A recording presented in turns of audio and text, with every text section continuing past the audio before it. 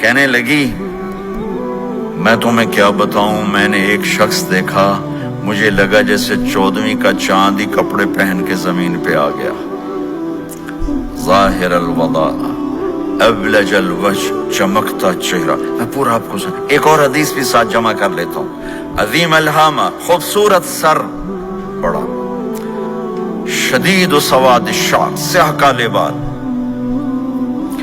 عظیم الہامہ، سر خوبصورت گولائی میں، واسع الجبین، کھلا ماتھا، ازہر اللون، کلیوں جیسا خوبصورت رنگ، چمکتا ہوا۔ پھول میں چمک تھوڑی ہو جاتی، کلی میں زیادہ ہوتی، کلیوں جیسا رنگ، چمکتا ہوا۔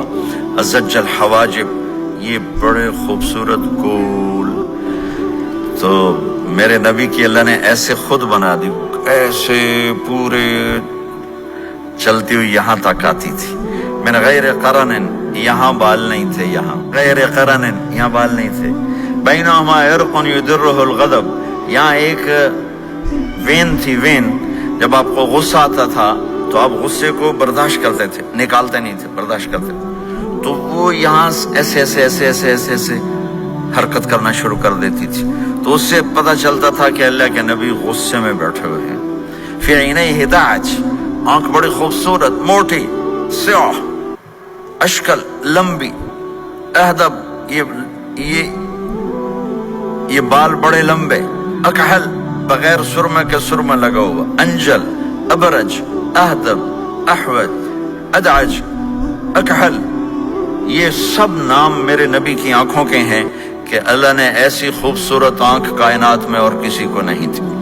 حسین آنکھ تھی، اس میں باریک سرخ دھاریاں تھیں، اور سیاہی سیاہ تھی، سفیدی سفید تھی۔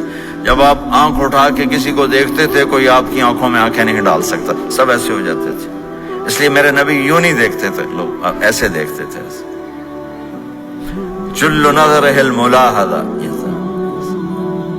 ایسے جب کبھی آنکھ اٹھتی تھی پھر سب آپ کے سامنے یوں ہو جاتے تھے، کوئی آپ کے چہرے پہ نظر نہیں ڈال سکتا تھا۔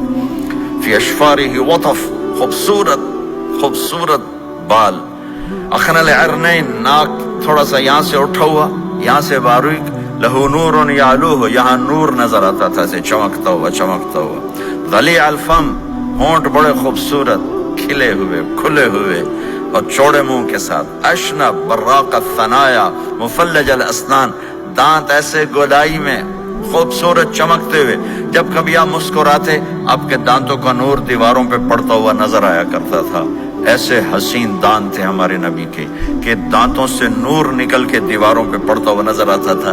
یہ 4 دانتوں میں تھوڑا فاصلہ تھا، باریک سا فاصلہ تھا، اس میں سے ایسے روشنیاں نکلتی تھی آپ کی مسکراہٹ کے دوران۔ سہل الخدین، یہ گال آپ کے نہ ایسے نیچے کہ کمزور ہوں، نہ ایسے ابھرے ہوئے کہ برے نظر آئیں۔ کف اللحیہ، داڑھی بڑی خوبصورت گھنی، نیم گھنگریالے، اور داڑھی میں سر میں 14 سفید بال تھے، اور ایک روایت میں 20 سفید بال تھے۔ اور کأن عنقہ جید دمیہ، اور آپ کی یہ گردن مبارک سراہی کی طرح لمبی اور خوبصورت گولائی میں، جیسے کسی نے گھڑ کے آپ کی گردن کو بنایا ہوا ہو۔ اور آواز میں جادو، فی صوتہ سحل، آواز میں جادو، آواز میں کشش، آواز میں گرفت۔ طفیل بن عامر ایک بڑے عرب سردار ہیں، وہ مکے میں آئے، لوگوں نے کہا ایک جادوگر ہے جس کو سناتا ہے اس کا ہو جاتا ہے، تم اس کے نہ سننا۔